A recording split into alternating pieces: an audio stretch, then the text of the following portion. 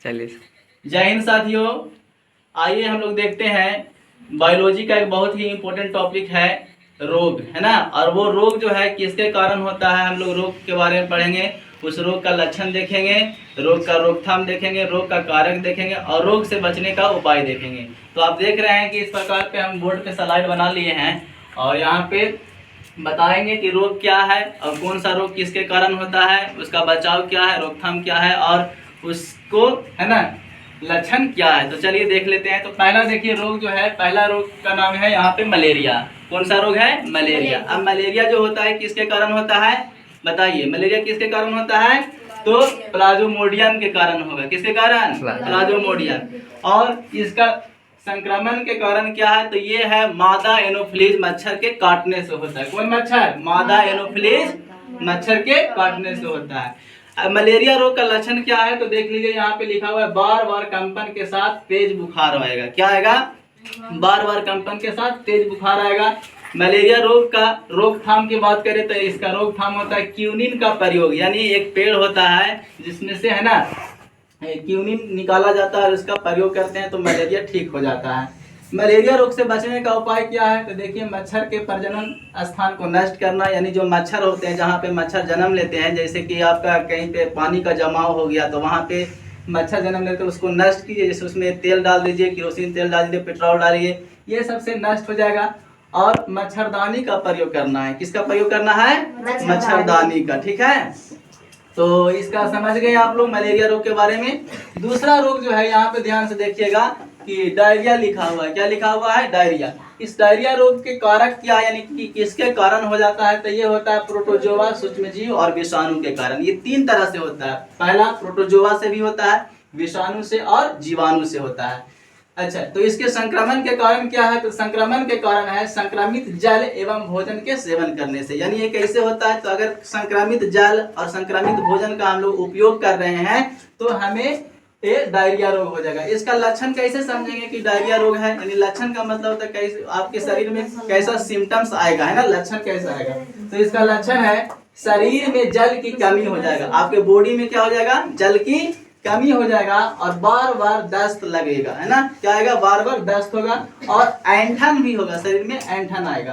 और इसके रोकथाम के अगर उपाय की बात करें तो इसका रोकथाम है ORS का घोल का प्रयोग करना है। इसके साथ साथ अगर आपके पास ORS का घोल नहीं है तो आप नमक लीजिए, चीनी लीजिए और पानी में घोलकर उसको मिला के पी लीजिए, ठीक हो जाएगा। यहाँ तक समझ गए। दूसरा चीज इसका उपाय, यानी कि बचाव के उपाय समझते हैं। यानी बचाव का उपाय क्या है? तो स्वच्छ तथा स्वास्थ्य के प्रति जागरूक रहना है। यानी अपने आप को बहुत ज्यादा स्वच्छ रखना है और स्वास्थ्य के प्रति जागरूक रहना है, हमेशा साफ सुथरा रहना है। आइए दूसरा के बाद तीसरा रोग समझते हैं, टाइफाइड। क्या नाम है? टाइफाइड। ठीक है, टाइफाइड किसके कारण होता है, यानी कौन सा सूक्ष्म जीव के कारण होता है? तो साल्मोनेला टाइफी। क्या नाम है? Salmonella typhi. ये संक्रमण के कारण क्या है? तो संक्रमित जल एवं भोजन के सेवन से होता है। यानी संक्रमित जल और भोजन के सेवन से टाइफाइड भी हो जाता है। इसका सिम्टम्स कैसे समझेंगे कि टाइफाइड हो गया है किसी व्यक्ति को? तो देखिए, उसको बुखार हो जाएगा। क्या हो जाएगा? बुखार। उसके बाद सिर दर्द भी रहेगा, पेट में दर्द होगा, फुंसी होगा और मानसिक असंतुलन होगा, यानी कि दिमाग थोड़ा सा डिसबैलेंस हो जाएगा। उसके बाद इसका रोकथाम की बात करें तो रोकथाम के लिए एंटीबायोटिक का प्रयोग करते हैं। किसका प्रयोग करते हैं? एंटीबायोटिक का प्रयोग करते हैं। इसके बाद इसके बचने का, यानी टाइफाइड से बचने का उपाय क्या है? तो स्वच्छ पीने का जल एवं TAV, एक TAV है ना, का वैक्सीन आता है, इंजेक्शन आता है, टीका आता है, उसका प्रयोग करते हैं। अगला चौथा जो रोग है उसका नाम है क्षय रोग। क्या नाम है? क्षय रोग। इस क्षय रोग को टीबी रोग कहते हैं। एक और नाम है जिसका यक्ष्मा रोग और तपेदिक भी कहते हैं। तो टीबी का याद रखिएगा नाम, एक क्या बोलते हैं? क्षय रोग बोलते हैं, यक्ष्मा रोग बोलते हैं, तपेदिक और टीबी कहते हैं। ये किसके कारण होता है? तो ये होता है माइकोबैक्टीरियम ट्यूबरकुलोसिस के कारण। फिर से बोलिए, माइकोबैक्टीरियम ट्यूबरकुलोसिस के कारण ये होता है। ये संक्रमण के लक्षण क्या है? तो ध्यान से देखिएगा, इसमें आपको खांसी आएगा, छींक आएगा और आपके संक्रमित दूध के सेवन से ये संक्रमण के कारण हो जाता है। इसमें आपका लक्षण की अगर बात करें तो हल्का बुखार होगा, रात में पसीना आएगा आपके थूक में खून आएगा, है ना। आप जब थूकेंगे तो उसके साथ साथ ब्लड आ जाएगा, है ना, और भूख ना लगेगा, थकावट और वजन में कमी भी आ जाएगी। इसका भी प्रयोग अगर हम बताएं कि इसका रोकथाम का उपाय क्या है, तो एंटीबायोटिक का प्रयोग करते हैं। और इसके बचाव के लिए हम लोग क्या क्या कर सकते हैं, तो इधर देखिए ध्यान से लिखा हुआ है, इधर उधर थूकने के कुप्रभाव से बचना है, लोगों को अवगत कराना है। और बच्चों को बीसीजी, है ना, बच्चों को बीसीजी का जो टीका लगता है बचपन में, उसको लगवा देना है बीसीजी का टीका। तो आप यहाँ पे क्षय रोग यानी टीबी के बारे में भी समझ गए हैं, रोग, है ना, के कारक, लक्षण और उसके रोकथाम, बचने का उपाय, संक्रमण, सब कुछ समझ गए। अगला जो समझते हैं लोग टाइप, है ना, हेपेटाइटिस। क्या लिखा हुआ है, हेपेटाइटिस। इस हेपेटाइटिस को ये किसके कारण होता है, तो हेपेटाइटिस वायरस के कारण होता है। किसके कारण, हेपेटाइटिस वायरस। और हेपेटाइटिस ए से लेके जी तक होता है। यहाँ पे अगर बात करें कि इसका संक्रमण के कारण क्या है, तो संक्रमित जल एवं भोजन और शरीर के द्रव के द्वारा होता है। किसके द्वारा, संक्रमित जल और भोजन के और शरीर के जो अंदर द्रव जो लिक्विड टाइप में है उसके द्वारा होता है। इसका लक्षण अगर बोले कि हेपेटाइटिस का लक्षण क्या है, तो आपको चक्कर आएगा। क्या आएगा, चक्कर आएगा, हल्का बुखार रहेगा और पीलिया हो जाएगा। पीलिया का मतलब जिसको जॉन्डिस हम लोग बोलते हैं, शरीर के चमड़े का रंग, नाखून के रंग, आंख के रंग, ये सब पीला पीला हो जाएगा, उसको बोलते हैं पीलिया। और भूख ना लगना, क्या होगा, भूख नहीं लगेगा।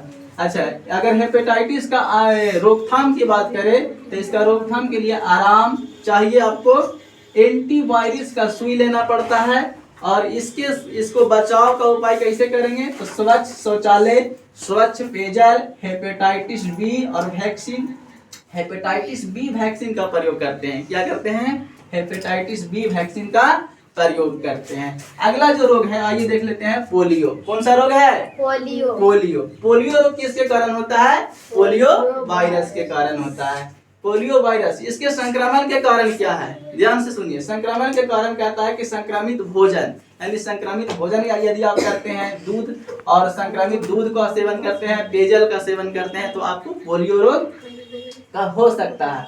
पेशियों का नियंत्रण समाप्त होना, इसका अगर लक्षण की बात करें कि पोलियो का लक्षण क्या होता है, तो ये पेशियों का नियंत्रण समाप्त होना है। इसकी रोकथाम, पोलियो की रोकथाम है स्वच्छ वातावरण के साथ व्यक्तिगत सुरक्षा। स्वच्छ वातावरण के साथ यानी कि आपका जहाँ पे आप रहते हैं, घर के आसपास, है ना, हमेशा साफ सुथरा में रहना है। आपका बिस्तर, आपका बेड, जहाँ पे सोते हैं, पढ़ते हैं, सब साफ सुथरा रखना है। और अपने आप को भी नहा धो के एकदम फ्रेश रखना है, ठीक है। चलिए, तो इसके लिए टीका एक आता है, पोलियो के लिए टीका जिसका नाम है OPV। क्या नाम है, OPV का टीका लेना पड़ता है। और इस कारण आप इसके बचाव से बच सकते हैं। तो पोलियो का बचाव क्या है, OPV का टीका। अगला रोग जो हम लोग समझेंगे, रेबीज है। ये रेबीज जो होता है, रेबेडो वायरस के कारण होता है। किसके कारण होता है, ये वायरस से होने वाला रोग है जिसका नाम है रेबेडो वायरस। ये संक्रमित जानवर के काटने से होता है। जिससे संक्रमित जानवर आपका कुत्ता हो गया, बिल्ली हो गया, ऐसे ऐसे जानवर अगर काट देंगे आपको, तो आपको रेबीज, उनके शरीर में रेबेडो वायरस होता है और उससे आपको रेबीज रोग हो जाएगा। इसका लक्षण की अगर बात करें, तो सिर दर्द रहेगा, बुखार रहेगा, रोगी पानी से डरता है। किससे डरता है, पानी से। और पानी से जब डरता है तो उसको बोलते हैं हाइड्रोफोबिया। क्या बोला जाता है, हाइड्रोफोबिया। यानी जो पानी से डरता है उसको कहा जाता है हाइड्रोफोबिया। तो अगर पानी के कुत्ता काट देगा तो किससे डर लगेगा, पानी से, है ना। जिसको रेबीज रोग हो जाएगा उसको किससे डर लगता है, पानी से डर लगता है ना, जिसको हाइड्रोफोबिया बोलते हैं। ये ला इलाज बीमारी है, लेकिन अभी के समय में अब तो इसका इलाज भी आ गया। इसके साथ साथ पेट में बोला जाता था कि 14 सुई लगाया जाता है ना, और इस प्रकार से इसका रोकथाम के लिए सुई वगैरह लगाया जाता है, वैक्सीन वगैरह आ गया है। अगला रोग जो है एड्स। क्या है, एड्स। इसका फुल फॉर्म होता है एक्वायर्ड इम्यूनोडिफिशियेंसी सिंड्रोम, और ये होता है HIV वायरस के कारण। किसके कारण होता है, HIV वायरस के कारण। ये कैसे होता है, इसका संक्रमण के लक्षण क्या है, कारण क्या है, तो संक्रमित रक्त, यानी रक्त जो आपके ब्लड जो हो जाएगा वो संक्रमित हो जाएगा। माँ का अगर दूध संक्रमित है तो बच्चा को भी, है ना, एड्स हो सकता है। या माँ को अगर एड्स हो गया है तो उसके बच्चे को भी एड्स हो जाएगा, ठीक है। तो इस प्रकार से फैलता है ये। इसका अगर लक्षण की बात करें तो लिम्फ ग्रंथि, जो हमारे बॉडी में लिम्फ ग्रंथि होता है, उसका फूलन हो जाएगा, उसमें सूजन, स्वेलिंग आ जाएगा, और वजन में कमी होगा, और लगातार बुखार रहेगा, ठीक है। इस रोग से बचने के लिए हम लोग क्या करते हैं, इस रोग से बचाव करने के लिए हम लोग जैसे कि अगर कोई किसी को एड्स हो गया है तो उसे एड्स वाले व्यक्ति के साथ अगर वो दाढ़ी वगैरह शेविंग वगैरह करता है तो उसके ब्लड यानी उसके ब्लेड से फिर दोबारा किसी को नहीं बनाना है। अगर किसी को एड्स हो गया है तो उसका इंजेक्शन अगर वो सुई लेता है तो उसके बाद वो नहीं करवाना है, सुई उसके से नहीं लेना है। और एड्स के साथ मादक पदार्थों का भी उपयोग नहीं करना है। ये इसका इलाज अब कुछ कुछ संभव हो गया है। एड्स के जांच के लिए एलिसा टेस्ट करवाते हैं। कौन सा टेस्ट करवाते हैं? ELISA test. तो यहाँ पे आप लोगों को मैंने बहुत सारे 8 प्रकार के रोगों के बारे में, उनका रोग है ना, उनका लक्षण, उनका रोकथाम, उनके बचने का उपाय और संक्रमण के कारण बताया। और आप लोग, आशा करता हूँ कि आप लोग समझे होंगे और इसको बहुत ही ये महत्वपूर्ण टॉपिक है तो जरूर याद करें। धन्यवाद।